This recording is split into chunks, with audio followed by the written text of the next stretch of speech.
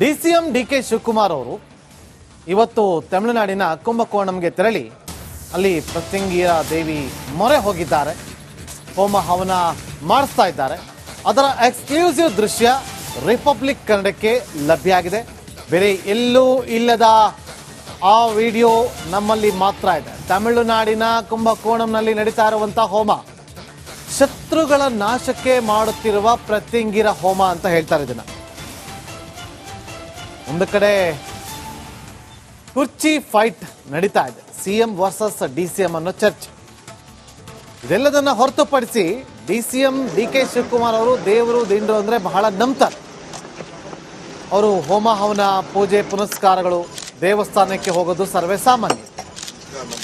ಇವತ್ತು ಹೋಗಿರೋದಕ್ಕೆ ಸಾಕಷ್ಟು ಚರ್ಚೆಗಳಾಗ್ತಾ ಇದೆ. ಅದು ರಾಜಕೀಯ ವಲಯದಲ್ಲಿ ಕುಟುಂಬ ಸಮೇತರಾಗಿ ತೆರಳಿ ಪ್ರತ್ಯಂಗಿರ ಹೋಮವನ್ನ ಮಾಡ್ತಾ ಇದ್ದಾರೆ. ಅವರು ಕುಂಭಕೋಣಂಗೆ ರೀಚ್ ಆಗ್ತಾ ಇದ್ದಂತೆ ಅವರನ್ನ ಬರಮಾಡಿಕೊಳ್ತಾ ಇರುವಂತಹ ಎಕ್ಸ್ಕ್ಲೂಸಿವ್ ದೃಶ್ಯಾವಳಿಯನ್ನ ಗಮನಿಸ್ತಾ ಇದ್ದೀವಿ. ನೋಡಿ, ಅಲ್ಲಿ ಸ್ಥಳೀಯ ಮುಖಂಡರು ಅವರಿಗೆ ಶಾಲನ್ನ ಹಾಕಿ ಅವರನ್ನ ಬರಮಾಡಿಕೊಳ್ತಾರೆ. ನೋಡಿ, ಹೆಲಿಕಾಪ್ಟರ್ನಿಂದ ಇಳಿತಾ ಇರುವಂತಹ ಡಿಸಿಎಂ ಡಿಕೆ ಶಿವಕುಮಾರ್ ಅವರಿಗೆ ಹೂಗುಚ್ಛವನ್ನ ನೀಡಿ ಅವರನ್ನ ಸ್ವಾಗತ ಮಾಡ್ತಾ ಇರುವಂತಹ ದೃಶ್ಯ. ಅದೇ ರೀತಿಯಾಗಿ ಅವರಿಗೆ ಶಾಲನ್ನ ಹೊದಿಸಿ ಅವರನ್ನ ಬರಮಾಡಿಕೊಳ್ತಾ ಇದ್ದಾರೆ ಅಲ್ಲಿನ ಸ್ಥಳೀಯ ನಾಯಕರು. ಇದು ದೇವಸ್ಥಾನದ ಒಳಗಡೆಯಲ್ಲಿ ಹಳದಿ ಪೇಟವನ್ನ ಕಟ್ಟಲಾಗಿದೆ.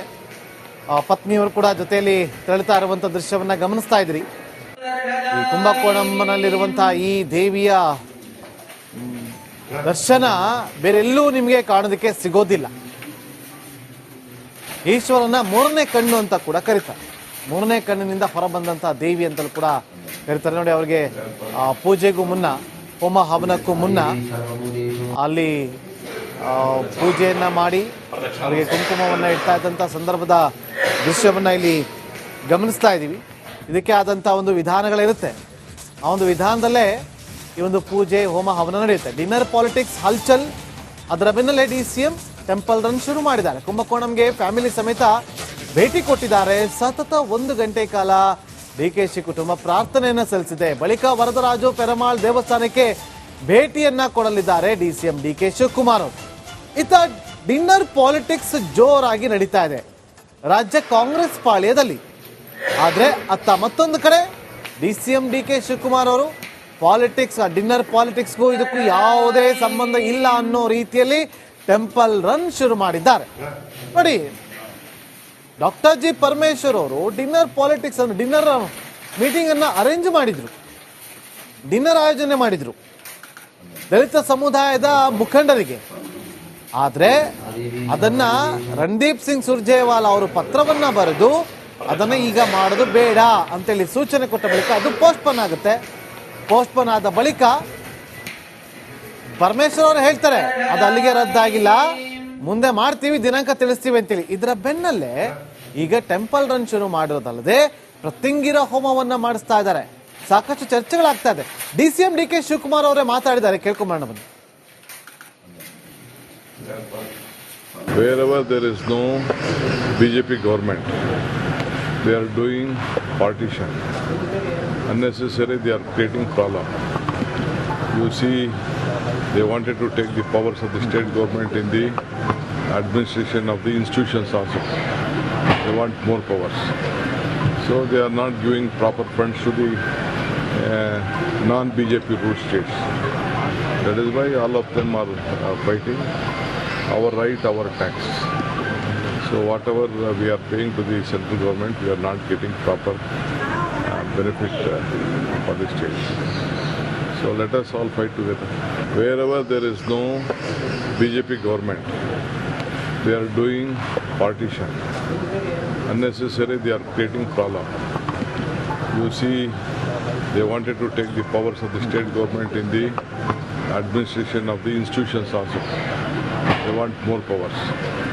So they are not giving proper funds to the non-BJP ruled states. That is why all of them are fighting our right, our tax. So whatever we are paying to the central government, we are not getting proper benefit for the states. So So let us all fight together. Wherever there is no BJP government, they are doing partition. ಈಗ ನಮ್ಮೊಂದಿಗೆ ಖ್ಯಾತ ಜ್ಯೋತಿಷಿಗಳು ಆಗಿರುವಂತಹ ದೇವದತ್ತ ಶರ್ಮಾ ಗುರುಜಿ ಅವರು ನಮ್ಮೊಂದಿಗೆ ನೇರ ಸಂಪರ್ಕದಲ್ಲಿ join ಆಗಿದ್ದಾರೆ. ಗುರುಜಿ ನಮಸ್ತೆ.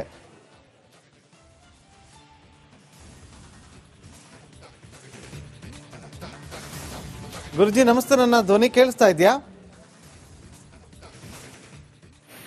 ಸಂಪರ್ಕ ಕಡಿತ ಆಗಿದೆ. ಮತ್ತೊಮ್ಮೆ ಅವರನ್ನು ಸಂಪರ್ಕ ಮಾಡುವಂತಹ ಪ್ರಯತ್ನವನ್ನ ಮಾಡ್ತೀವಿ. ನೋಡಿ, ಈಗ ಪ್ರತ್ಯಂಗಿರ ಹೋಮದ ಬಗ್ಗೆ ಇವತ್ತು ಸಾಕಷ್ಟು ಜನ ಚರ್ಚೆ ಮಾಡ್ತಿದ್ದಾರೆ.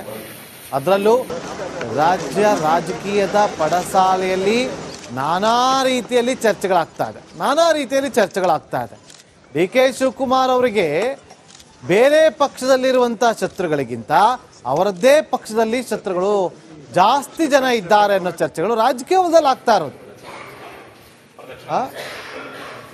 ಯಾವುದೇ ರೀತಿಯಾದಂಥ ಸಂಕಷ್ಟಗಳು ಅವ್ರಿಗೆ ಎದುರಾಗಬಾರ್ದು, ಅವರ ಸುತ್ತಲೂ ಇರುವಂಥ ನೆಗೆಟಿವ್ ಅನ್ನೋದೇನಿದೆ ಅದು ಎಲ್ಲವೂ ಕೂಡ ನಾಶ ಆಗಬೇಕು ಅನ್ನೋ ರೀತಿಯಲ್ಲಿ ಈ ಒಂದು ಹೋಮವನ್ನು ಮಾಡ್ತಾ ಇದ್ದಾರೆ ಅನ್ನೋದು ಒಂದು ಚರ್ಚೆ ಆಗ್ತದೆ. ಖ್ಯಾತ ಜ್ಯೋತಿಷಿಗಳಾಗಿರುವಂತಹ ದೇವದತ್ತ ಶರ್ಮಾ ಗುರುಜಿಗಳು ಸಂಪರ್ಕದಲ್ಲಿದ್ದಾರೆ. ಗುರುಜಿಗಳೇ ನಮಸ್ಕಾರ. ನಮಸ್ತೆ. ಗುರುಜಿ, ಈಗ ಒಂದಷ್ಟು ಚರ್ಚೆಗಳಾಗ್ತಾ ಇದೆ. ಈಗ ಈ ಶತ್ರು ಸಂಹಾರ ಅಂತ ಹೇಳ್ತಾರೆ, ಅಥವಾ ಇನ್ನೊಂದು ಅಂತ ಹೇಳ್ತಾರೆ. ಆದ್ರೆ ಇದಕ್ಕೆ ಯಾವ ಕಾರಣಕ್ಕೋಸ್ಕರ ಈ ಒಂದು ಪ್ರತ್ಯಂಗಿರ ಹೋಮವನ್ನ ಮಾಡ್ತಾರೆ ತಿಳಿಸ್ಕೊಳ್ಬೋದಾ ನಮ್ಮ ವೀಕ್ಷಕರಿಗೆ? ಈ ಪ್ರತ್ಯಂಗಿರ ಅನ್ನತಕ್ಕಂಥದ್ದೇ ಸಾಮಾನ್ಯವಾಗಿ ಶತ್ರುನಾಶಕ್ಕೆ, ಯಾವುದೇ ರೂಪದಲ್ಲಿ ಇರತಕ್ಕಂತಹ ಶತ್ರುಗಳು ಅಂದ್ರೆ ಕಣ್ಣಿಗೆ ಕಾಣಿಸ್ತಕ್ಕಂಥದ್ದು ಅಥವಾ ಕಾಣಿಸ್ತೆ ಅಗೋಚರವಾಗಿರತಕ್ಕಂತಹ ಶತ್ರುಗಳಿಂದ ಏನಾದರೂ ನಮ್ಮ ಪ್ರಗತಿಗೆ ಅಥವಾ ನಮ್ಮ ಅಭಿವೃದ್ಧಿಗೆ ಅಡೆತಡೆಗಳು ಬರ್ತಾ ಇದ್ರೆ ಅಂತಹ ಸಮಯದಲ್ಲಿ ಶತ್ರು ನಿಗ್ರಹವನ್ನ ಮಾಡುವುದಕ್ಕೆ, ಶತ್ರು ನಾಶವನ್ನ ಮಾಡುವುದಕ್ಕೆ, ಶತ್ರುಗಳಿಂದ ರಕ್ಷಣೆಯನ್ನ ಪಡೆದುಕೊಳ್ಳುವುದಕ್ಕೋಸ್ಕರ ಹಲವು ದೇವತಾ ಉಪಾಸನೆಗಳನ್ನ ಹೇಳಿದ್ದಾರೆ. ಅದರಲ್ಲಿ ಈ ಶಕ್ತಿ ದೇವತೆಯ ಉಪಾಸನೆಯಲ್ಲಿ ಅಗ್ರಗಣ್ಯವಾಗಿರತಕ್ಕಂಥದ್ದು ಶತ್ರುನಾಶಕ್ಕೆ ಪ್ರತ್ಯಂಗಿರ ದೇವಿಯ ಒಂದು ಆರಾಧನೆ ಅಂತ ಹೇಳಿ. ಪ್ರತ್ಯಂಗಿರ ದೇವಿಯ ಒಂದು ಪೂಜೆ ಅಥವಾ ಹೋಮವನ್ನ ಅಥವಾ ಪ್ರತ್ಯಂಗಿರ ದೇವಿಯ ಒಂದು ಉಪಾಸನೆಯನ್ನ ಮಾಡುವುದರಿಂದ ಎಂತಹ ಪ್ರಬಲ ಶತ್ರುಗಳಿದ್ದರೂ ಕೂಡ ಅವರನ್ನ ನಿಗ್ರಹವನ್ನ ಮಾಡಬಹುದು ಅನ್ನತಕ್ಕಂಥದ್ದನ್ನ ತಂತ್ರಶಾಸ್ತ್ರದಲ್ಲಿ ಹೇಳಿದ್ದಾರೆ. ಆದ್ದರಿಂದ ಈ ಉಗ್ರ ಸ್ವರೂಪದಲ್ಲಿ ಪ್ರತ್ಯಂಗಿರ ದೇವಿಯನ್ನ ನಾವು ಆರಾಧಿಸುವುದರಿಂದ, ಅಂದ್ರೆ ಆರಾಧಿಸ್ತಕ್ಕಂಥ ಹೇಗೆ ಪೂಜೆ ಮಾಡಬೇಕಾ ಅಥವಾ ಹೋಮ ಮಾಡಬೇಕಾ, ಹೋಮ ಮಾಡಿದ್ರೆ ಮೆಣಸಿಕಾಯಲ್ಲಿ ಮಾಡಬೇಕಾ, ತುಪ್ಪದಲ್ಲಿ ಮಾಡಬೇಕಾ, ಇಂತಹದ್ದೆಲ್ಲ ಸಂಶಯಗಳು ಬರುತ್ತೆ. ಅದಕ್ಕೆ ನಿರ್ದಿಷ್ಟವಾಗಿ ನಮ್ಮ ಯಾವ್ದು ಕಾಮನೆಗಳು ಅಂತೇಳಿ ಇರುತ್ತೆ. ರಾಜ್ಯಾಧಿಕಾರ ಪ್ರಾಪ್ತಿ ಆಗಬೇಕಾದ್ರೆ ಪ್ರತ್ಯಂಗಿರ ದೇವಿಯನ್ನ ಯಾವ ರೂಪದಲ್ಲಿ ಆರಾಧಿಸಬೇಕು, ಶತ್ರು ನಾಶ ವ್ಯಾಪಾರದ ಕಾರಣ ಆದ್ರೆ ಯಾವುದು, ರಾಜ್ಯಾಧಿಕಾರ ಅಥವಾ ರಾಜಕೀಯ ಕಾರಣಗಳಾದ್ರೆ ಪ್ರತ್ಯಂಗಿರ ದೇವಿಯನ್ನ ಯಾವ ರೀತಿ ಆರಾಧನೆಯನ್ನ ಮಾಡಬೇಕು, ಅಥವಾ ಹಲವು ವಿಧವಾದಂತಹ ಸಮಸ್ಯೆಗಳೇ ಅಂದ್ರೆ ಆಯಾ ಕಾಮನೆಗಳಿಗೆ ಸರಿಯಾಗಿ ಪ್ರತ್ಯಂಗಿರ ದೇವಿಯನ್ನ ನಾವು ಆರಾಧಿಸುವುದರಿಂದ ಶತ್ರುಗಳಿಂದ ನಾವು ರಕ್ಷಣೆಯನ್ನ ಮಾಡಬಹುದು, ಪಡೆದುಕೊಳ್ಳಬಹುದು, ಜೊತೆಯಲ್ಲಿ ಶತ್ರು ನಿಗ್ರಹವನ್ನು ಕೂಡ ಮಾಡುವುದಕ್ಕೆ ಸಾಧ್ಯ. ಅದರಿಂದ ಈ ಪ್ರತ್ಯಂಗಿರ ದೇವಿಯ ಒಂದು ಉಪಾಸನೆ ಅನ್ನತಕ್ಕಂಥದ್ದು ಶೀಘ್ರದಲ್ಲಿ ಫಲವನ್ನು ಕೊಡುತ್ತೆ ಅಂತ ಹೇಳಿ ಅನೇಕ ಪ್ರತಿಷ್ಠಿತ ವ್ಯಕ್ತಿಗಳೆಲ್ಲರೂ ಕೂಡ ಈ ಆಧುನಿಕ ಯುಗದಲ್ಲಿಯೂ ಕೂಡ ಪ್ರತ್ಯಂಗಿರ ದೇವಿಯ ಆರಾಧನೆಯನ್ನ ಮಾಡಿ ಫಲವನ್ನ ಪಡೆದುಕೊಳ್ತಾ ಇರತಕ್ಕಂಥದ್ದನ್ನ ನಾವು ನೋಡಬಹುದು. ಓಕೆ ಗುರುಜಿ, ಈಗ ಇದಕ್ಕೆ ಒಂದಷ್ಟು ವ್ರತ ಮಾಡಬೇಕು, ಒಂದಷ್ಟು ಮಡಿ ಮೈಲ್ಗೆ ಅಂತ ಇರಬೇಕು, ಈ ತರದೇನಾದ್ರೂ ಇಲ್ಲಿ ಪಾಲನೆ ಮಾಡ್ಬೇಕಾ? ಯಾವುದೇ ಒಂದು ನಿರ್ದಿಷ್ಟವಾದಂತಹ ಪೂಜೆಯನ್ನು ಮಾಡಬೇಕಾದ್ರೆ ಅದಕ್ಕೆ ನಿಯಮಗಳು ಇರುತ್ತೆ. ಆ ನಿಯಮಗಳನ್ನ ನಾವು ಆಚಾರ ವಿಚಾರದ ರೂಪದಲ್ಲಿ ಪಾಲಿಸಿದ ಮಾತ್ರ ಅದು ಫಲವನ್ನು ಕೊಡುವುದಕ್ಕೆ ಸಾಧ್ಯ. ಯಾಕೆಂದ್ರೆ ನಮಗೆ ಅದ್ರ ಫಲ ಬೇಕು ಅಂದ್ರೆ ನಾವು ಅದಕ್ಕೆ ಸರಿಯಾಗಿ ನಡೆದುಕೊಳ್ಳಬೇಕಾಗುತ್ತೆ.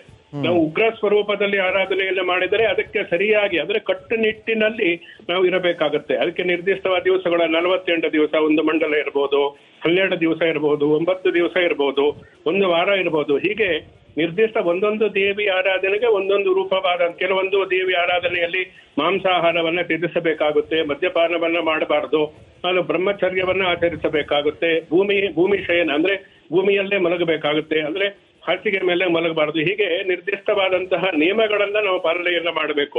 ಈ ಪ್ರತ್ಯಂಗರ ದೇವಿಯ ಒಂದು ಉಪಾಸನೆ ಅಂತಾನೆ ನಾವು ತೆಗೆದುಕೊಂಡಾಗ ಇದು ನರಸಿಂಹ ರೂಪ. ನರಸಿಂಹ ಹೇಗೆ ಪುರುಷ ರೂಪವೋ ಅದೇ ರೀತಿ ನಾರಸಿಂಹಿ ಅಂದ್ರೆ ಸ್ತ್ರೀ ರೂಪದ ದೇವತೆ ಇರತಕ್ಕಂಥದ್ದು ಪ್ರತ್ಯಂಗಿರ ದೇವಿ. ಅದು ನೋಡಿ, ಸಿಂಹಮುಖಿ ಅಂತ ಹೇಳಿ ನಾವು ಹೇಳ್ತೀವಿ. ಸಿಂಹದಂತೆಯೇ ಪ್ರತ್ಯಂಗಿರ ದೇವಿಯ ಮುಖ ಇರತಕ್ಕಂಥದ್ದು, ಅಂದ್ರೆ ಉಗ್ರ ಸ್ವರೂಪ ಅಂತೇಳಿ ಈ ಮಾಟ ಮಂತ್ರವನ್ನ ಮಾಡಿದ್ರೆ ಅಥವಾ ಯಾವುದೇ ಆಭಿಚಾರಿಕ ವಾಮಾಚಾರ ಪ್ರಯೋಗಗಳೆಲ್ಲ ಆಗಿದ್ದಾಗ ಅದನ್ನ ನಾವು ಪ್ರತಿರೋಧಿಸುವುದಕ್ಕೆ, ಅದರ ಕೆಟ್ಟ ಪರಿಣಾಮ ನಮ್ಮ ಮೇಲೆ ಆಗದೇ ಇರುವುದಕ್ಕೆ ಅಥವಾ ಹಿತಶತ್ರುಗಳಿಂದ ತೊಂದರೆ ಆಗ್ತಾ ಇದ್ದರೆ ಅದನ್ನ ನಿಗ್ರಹ ಮಾಡುವುದಕ್ಕೆ ಪ್ರತ್ಯಂಗಿರ ದೇವಿಯ ಆರಾಧನೆ, ಹೋಮ ಇವುಗಳನ್ನ ಮಾಡಿದಾಗ ನಾವು ನಿರ್ದಿಷ್ಟವಾದಂತ ಇಷ್ಟು ದಿವಸ ಅನ್ನತಕ್ಕಂಥದ್ದು ನಾವು ಬ್ರಹ್ಮಚರ್ಯ ಪಾಲನೆ ಇರಬಹುದು, ಮಾಂಸಾಹಾರ ತ್ಯಜಿಸ್ತಕ್ಕಂಥದ್ದು ಇರಬಹುದು, ಇಂತಹ ಹಲವು ರೀತಿಯಾದಂತಹ ನಿಯಮಗಳನ್ನ, ಆಚಾರ ವಿಚಾರಗಳನ್ನ ಪಾಲಿಸಿದಾಗ ಮಾತ್ರ ಅದು ಫಲವನ್ನು ಕೊಡುವುದಕ್ಕೆ ಸಾಧ್ಯ.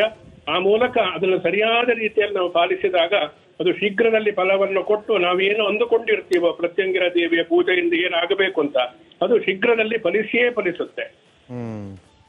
ಓಕೆ, ಥ್ಯಾಂಕ್ ಯು ಗುರುಗಳೇ, ನಮ್ಮೊಂದಿಗೆ ಇಷ್ಟೊತ್ತರೆಗೂ ಮಾತಾಡಿ ಸಾಕಷ್ಟು ವಿಚಾರಗಳನ್ನ ಹಂಚಿಕೊಂಡಿದ್ದಕ್ಕಾಗಿ. ನೋಡಿ, ಡಿ ಕೆ ಶಿವಕುಮಾರ್ ಅವರು ಇವತ್ತು ತಮಿಳುನಾಡಿನ